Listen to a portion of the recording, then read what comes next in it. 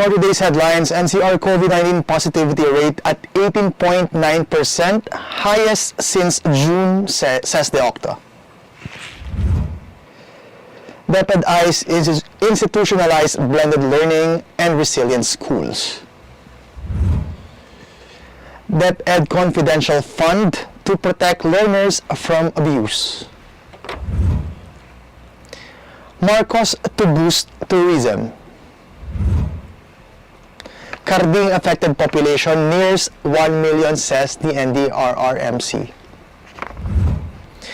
And 6 to 9 more tropical cyclones may hit PH until December. Good evening. Today is Friday, September 30. I am Vernon Velasco and this is Tribune News on Q. Here are the stories for this evening. The positivity rate in the NCR, or the number of people testing positive for COVID-19, increased slightly to 18.9% as of September 29. It is the highest in NCR since June, OCTA Research Group fellow Dr. Guido David said in a message to reporters. NCR's reproduction number, or the number of individuals a case could infect, decreased to 1.10 as of September 26 from 1.28 a week ago. The average daily attack rate in NCR is 7.42 per 100,000 population. The intensive care unit occupancy likewise remained low at 29%. In other news, the DepEd said Friday it is looking into institutionalizing blended learning as well as coming up with a disaster-resilient design for schools. In a news briefing, DepEd spokesperson Michael Poa said that institutionalizing a blended setup in basic education can help the effects of an increasing number of learners and the impacts of natural calamities. Blended learning includes arrangement for both in-person, online, and other modular or alternative modes. For Super Typhoon Karding alone, around 165 schools sustained damage, which hikes the estimated cost for repair of schools to 1.169 billion pesos. POA said the DepEd is also looking into coming up with an improved design of schools that may be resilient to various calamities. As of now, typhoon-affected schools automatically shift to alternative learning modalities during a calamity. The spokesperson of DepEd underscored the importance of providing confidential funds to further strengthen the agency's mandate in protecting the learners against all forms of abuse and criminal activities inside school premises. DepEd spokesperson lawyer Michael Poa reiterated that national government agencies are allowed to have confidential funds based on the Department of Budget and Management Joint Circular 2015-01. He said DepEd's 150 million pesos confidential fund for fiscal year 2023 will be used for the protection of the learners.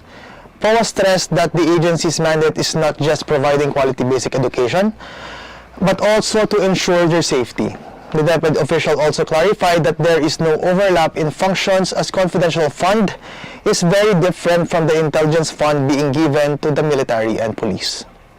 Tribune News on Q will be back after these reminders. Magandang araw mga katribo! Narito na ang mga makakasama nyo tuwing umaga sa programang Gising Na. Roy Pelovelo, Comfy Manalo, Vernon Velasco, Kim Sancha at Jerk Balagtas. Abangan ang programang Gising Na sa Facebook page ng Daily Tribune. Ilabas na ang mainit na kape at samahan kami sa inyong pag-almusal, mga katribo. Sama-sama natin alamin ang mga natatagong istorya sa mga latest na kaganapan sa loob at labas ng bansa. Maaari niyo rin ibahagi sa amin ang inyong opinion via Daily Tribune Facebook page at Tribune Now sa YouTube. Makichika na rin sa latest showbiz happenings, mga katribo. Kaya naman, magsama-sama po tayo sa Gising Na! Fun and inspiring na kwentuhan? Sagot na yan ang programang Spotlight ng Daily Tribune. Makipagkwentuhan at kilalanin ng iba't ibang personalidad na kilala sa kani-kanilang larangan. Manood at makinig sa mga inspiring stories na kanilang ibabahagi kasama si Nina Ventura. Be ready ng mamangha at matuwa every Thursday alas 2 ng hapon dito lang sa Daily Tribune Facebook page at Tribune Now on YouTube. Mga impormasyong direktang makukuha mula sa sources at diretsahang usapan. Yan ang ating daming sa inyo sa programang Straight Talk. Samahan nyo kami sa makabuluhang talakayan live tuwing Martes alas 10 ng umaga sa official Facebook page ng Daily Tribune at Tribune Now on YouTube.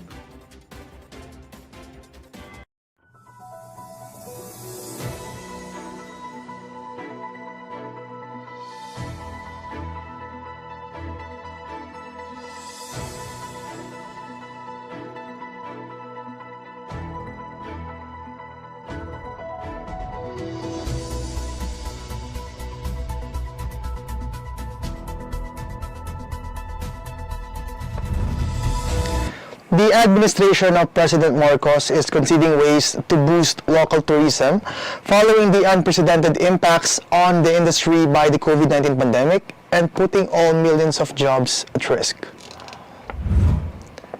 The President on Thursday convened with the Private Sector Advisory Council composed of Philippine-based business leaders to discuss ways to increase tourism and business locally after the pandemic-induced lockdowns, closing of borders and airports, as well as restrictions on mass gatherings and land travel. Malacanang has yet to provide details about the government's plans to enhance the competitiveness of the country's tourism industry and provide vast employment opportunities. The Marcos administration is prioritizing the construction of additional airports and improving roads to entice more foreign and local tourists, which will help tourism workers get back on their feet. Due to the travel restrictions and closure of businesses, countless tourism workers and tourism businesses suffered financial losses at the height of the pandemic. The number of individuals affected by Super Typhoon Karding has climbed to 911,404, or equivalent to 245,063 families in 7 regions, the National Disaster Risk Reduction and Management Council, or NDRRRMC, said on Friday. These individuals are from 1,759 villages in Ilocos Region, Cagayan Valley, Central Luzon, Calabarzon, Mimaropa, Bicol, and Dakar. Only 921 families are now sheltering in 27 evacuation centers, with the remainder returning home or seeking shelter with family and friends. The casualty count from the typhoon has climbed to 12 dead and 6 missing. Of the fatalities, 8 have been verified, 5 in San Miguel and 1 in Baliwag in the province of Bulacan, 1 in Zambales, and 1 in Bordeos, Quezon.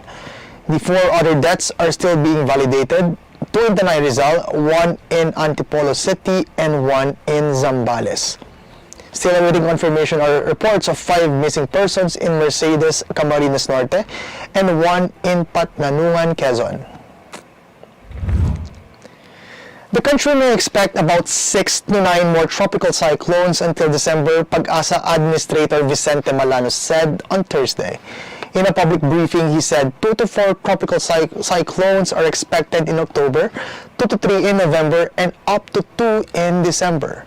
Malanos said Pag-asa has been doing a lot in terms of preparation for strong tropical cyclones. This includes hazard mapping and information campaigns.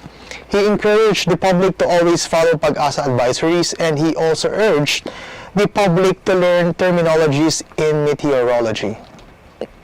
That wraps up the stories tonight. Catch us again tomorrow only here at Daily Tribune's Facebook page. Again, this is Vernon Velasco and you are watching Tribune News on Q.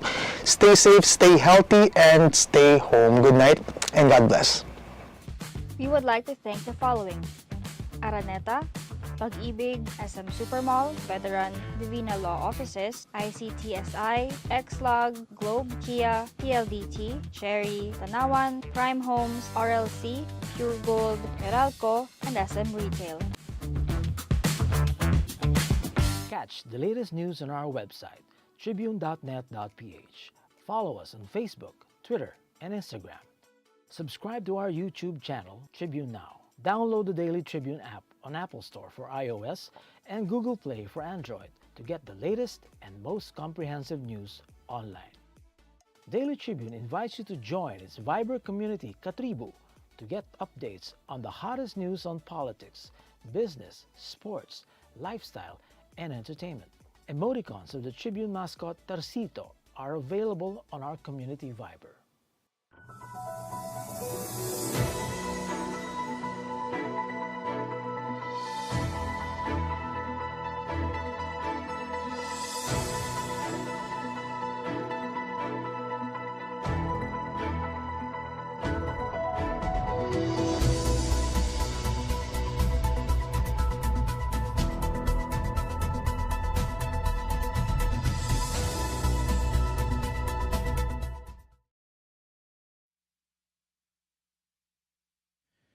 Come take my hands.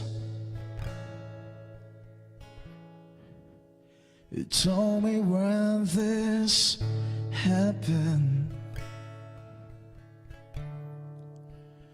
Come take my hands.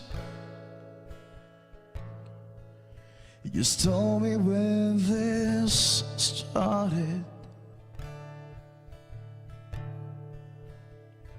'Cause with you,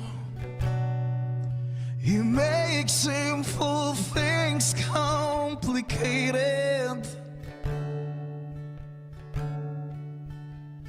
Yes, you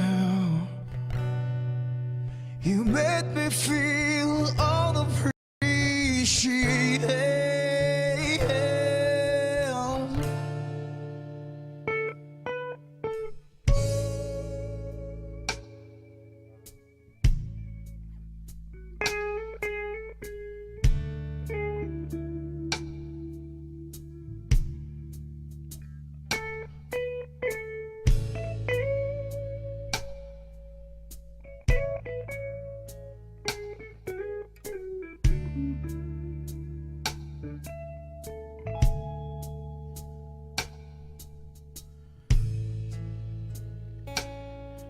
You don't look at me that way. Thinking you will stay. Don't give me hope, don't give me hope.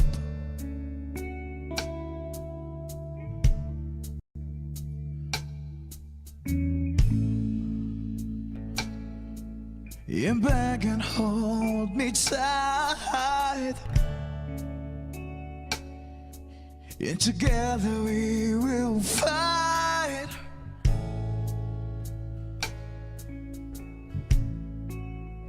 Oh, but you leave it.